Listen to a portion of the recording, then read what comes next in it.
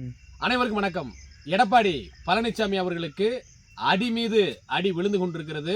அவருடைய தலைமை இன்னும் எத்தனை நாளைக்கு நிலைத்திருக்கும் என்கின்ற கேள்வி அனைத்து இந்திய அண்ணா திராவிட முன்னேற்ற கழக தொண்டர்களிடத்தில் எழ ஆரம்பித்து விட்டது.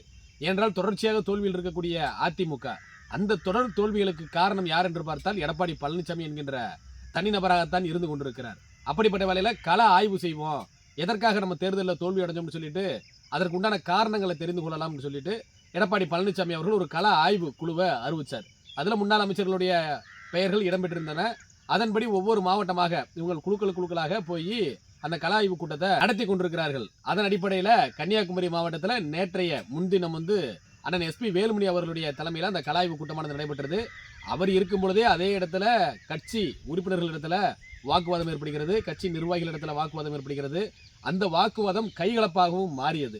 சரி, ஏதோ ஒரு இடத்துல அது போல நடக்கிறது என்று அதை கடந்து விட்டாலும் கூட நேற்றைய தினம் திருநெல்வேலி மாவட்டத்தில் கள ஆய்வு கூட்டமானது நடைபெறுகிறது.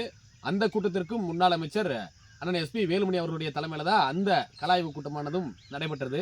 அந்த கூட்டத்தில் அவர்கள் இருக்கும் பொழுதே கீழே அமர்ந்திருக்கக்கூடிய நிர்வாகிகளிடத்துல மிகப்பெரிய அளவில் ஒரு வாக்குவாதமானது ஏற்பட்டது. அந்த வாக்குவாதமானது சிறிது நேரத்திலே அடிதடியாக மாறியது. அது கண்கூடாக பார்க்க முடிந்தது. பல செய்தி சேனல்களிலேயே அதை நேரடியாக ஒளிபரப்பு செய்தாங்க. இவை எல்லாம் எதை குறிக்கிறது என்று பார்த்தோமேயானால் எடப்பாடி பழனிசாமி அவர்களுடைய தலைமை சரியில்லை என்பதை தான் குறிக்கிறது.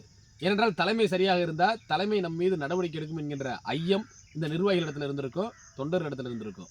ஆனால் அவங்க என்ன நினைச்சிட்டாங்க, எடப்பாடி பழனிசாமியுடைய தலைமையே சரியில்லை, ஒருங்கிணைந்த அதிமுக வேணும், மீண்டும் 2026 நம்ம ஆட்சி அமைக்கணும்னா அதுக்கு ஒருங்கிணைந்த அதிமுக தான் ஒரே வழின்னு சொல்லிட்டு அவங்க பயணம் பண்ணிட்டு இருக்கிறாங்க. அப்படிப்பட்ட வேலையில எடப்பாடி பழனிசாமி என்ன சொல்றாரு, ஏன் தலைமையில தான் மிகப்பெரிய மெகா கூட்டணி அமைக்க போறேன், 2026 இதே நிலை தான் தொடரும், யாரும் கட்சியில் சேர்க்க மாட்டேன்னு சொல்லிட்டாரு. அப்போ ஒவ்வொரு பகுதியில் இருக்கக்கூடிய அந்த நிர்வாகிகளும், இப்போ ஊரக உள்ளாட்சி தேர்தல் வருது, அந்த ஊரக உள்ளாட்சி தேர்தலில் நம்ம வெற்றி பெறணும் அப்படின்னா அதுக்கு ஒருங்கிணைந்த அதிமுக வேணும் அப்படின்னு சொல்லிட்டு அவங்க எதிர்பார்க்கிறாங்க.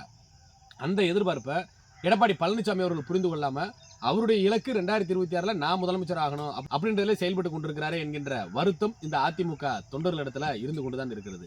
சரி, கன்னியாகுமரி மாவட்டத்தில் ஒரு அடிதடி ஆகுது, திருநெல்வேலி மாவட்டத்தில் ஒரு அடிதடி ஆகுது, மற்ற பகுதியில் எங்கேயுமே மிகப்பெரிய அளவில் எதிர்ப்பு இல்லைல அப்படின்னு எடப்பாடி பழனிசாமி தரப்பினர் சொன்னாலும் கூட எடப்பாடி பழனிசாமி அவர்கள் இந்த கள ஆய்வு கூட்டத்தை நடத்துவதற்கு இந்த முன்னாள் அமைச்சர்களை நியமிச்சிருக்கிறார் இல்லைங்களா, அவங்க அந்த கள ஆய்வு கூட்டத்தில் பேசும் பொழுது அவர்களுடைய மன குமுறலை கொட்டுறாங்க.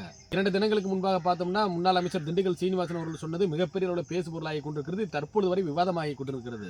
எங்க கூட கூட்டணி வைக்கணும் அப்படின்னா 50 கோடி 100 கோடி கேட்குறாங்க, 20 சீட்டு கேட்குறாங்க, எங்களை வாய் திறக்காதுன்னு சொல்றாரு எடப்பாடி பழனிசாமி அவர்கள். நீங்க கூட்டணியை கெடுத்து விட்டுறாதீங்கன்னு சொல்றாரு. நாங்க என்ன செய்ய முடியும்னு சொல்லிட்டு தன்னுடைய ஆதங்கத்தை வெளிப்படுத்துறாரு. மறுபக்கம் கேபி முனுசாமி அவர்கள் என்ன சொல்றாரு, வாழ்வாசாவா போராட்டம்னு சொல்றாரு. இந்த வாழ்வாசாவா போராட்டத்திலிருந்து எப்படி நாங்க மீண்டு வரப்போறோம், 2026 நம்ம ஆட்சி அமைச்சா மட்டும்தான் நம்ம தப்பிக்க முடியும், இல்லைன்னா சின்ன சின்ன கட்சி கூட நம்ம மேலே ஏறி மிதிச்சு போயிடுவாங்கன்னு சொல்றாரு. இதெல்லாம் எதை குறிக்கிறது, ஒருங்கிணைந்த அதிமுக வேணும், எடப்பாடி பழனிசாமியுடைய தலைமை போதாது என்பதை குறிக்கிறது. முன்னாள் அமைச்சர் தங்கமணி அவர்கள் பேசுறாரு, என்ன சொல்றாரு, நம்மளுடைய உட்கட்சி பிரச்சனையை நம்மளுடைய குடும்ப பிரச்சனையை பின்னாடி பார்த்துக்கலாம், 2026 ஆட்சி அமைப்பதை இலக்காக வைத்து முன்னேறுவோம்னு சொல்றாரு.